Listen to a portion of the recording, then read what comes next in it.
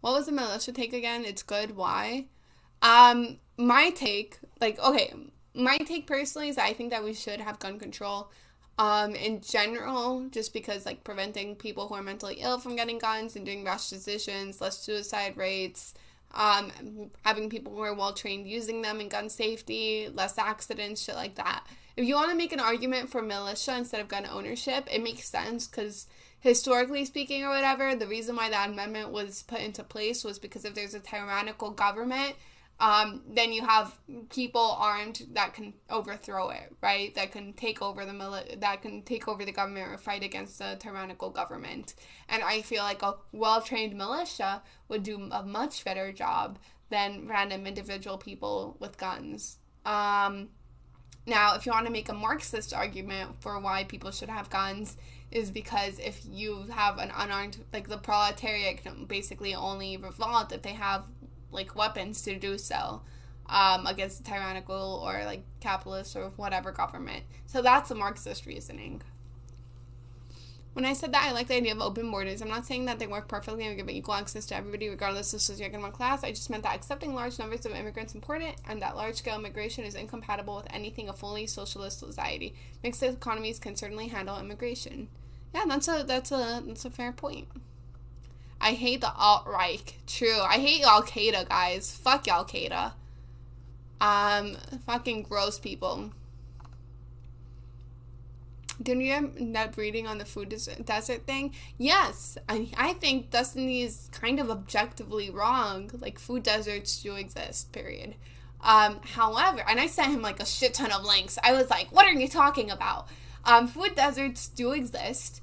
His argument, which is a valid argument, absolutely valid, is that just because you fix a food desert problem doesn't mean that people are going to start eating healthier. Now, that is true, which in that case, for me, my thing is like, okay, that's true. Then you can put a sugar tax or a whatever tax to help dissuade people from fast food. However, to me, it wouldn't make sense to do this in places that have food deserts because then there's basically little to no alternative. So it's a combination of both. I agree that just putting in like groceries isn't going to solve the obesity epidemic anytime soon. That's only half of the solution. The other half is to try to like dissuade people from eating unhealthy food or push them towards eating healthier food. But yeah, food deserts do exist. And grant all unions access to defend forced barracks. The tyrannical government or funding fathers we talked about wasn't our own government. These are people who spent their lives fighting invading armies. They weren't saying that they wanted people to take up arms to kill them. DJ Damon, our founding fathers had like a lot of freaking foresight, especially James Madison. They were reasoning that it was like a fucking worst case scenario, right? So just like how they had to fight against the tyrannical government to get their freedoms, they also assumed like what happens if we become the tyrannical government. I'm 99% sure that you can read about this in the Federalist Papers, which were the documents that basically outline why everything in the Constitution is the way it is. It's a very good set of documents. I strongly recommend everybody to read them. And they basically outline the thinking and logic that went behind each amendment or each law in general. Someone mentioned something about bras, but then got banned, so I can only assume it was a rude thing and not a legitimate question, probably. In my opinion, the best way for the U.S. to deal with their gun problem is to allow consumer protection to enter the gun business. Just imagine gun companies having to face liability for every shooting. Once the gun companies go out of business, and gun problems will reduce itself gradually over time. True! I also think parents also have a certain responsibility, or if their child like fucking gets a gun and does a mass shooting, like you're supposed to keep that shit on lock. Like if you failed at that, I feel like you definitely hold some responsibility for what happened. Unless if the person went out of their way to get the gun, right? I'm saying like if they got the gun because it was like lying around in the house. If it was like in a gun safe and the child broke into the gun safe and shit like that, then you can make another argument.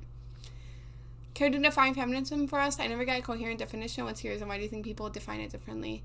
My definition for feminism is basically a rights movement that focuses on women's rights, specifically equality between men and women.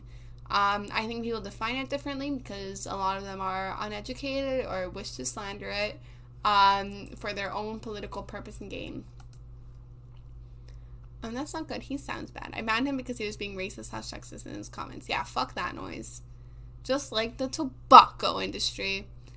I think we should develop / invent force fields. I'd love that. I'm all for arming and training citizens. I don't think he's bad, probably just trying to be edgy. Yeah, but even edginess with sexism and stuff is still sexism, you know? It's a valid argument, but a bad one. All attempts to disarm the working class must be frustrated. While regulating militias meant that land-owning white men should have working firearms. That's true. If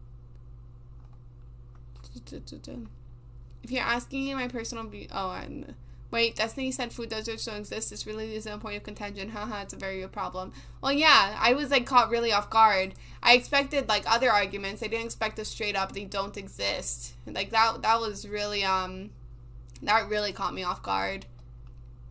But I sent him, a shit ton of links being here's, maps from the U.S. government detailing food deserts. If someone makes this argument from militia, then surely they'd have to force people to train at some point. Maybe. I don't know. You can make arguments that even people who aren't best trained can still fight against the tyrannical government and perhaps even win. You can make an argument for the Viet Cong or whatever, right? Guerrilla warfare. I don't know. It'd be interesting.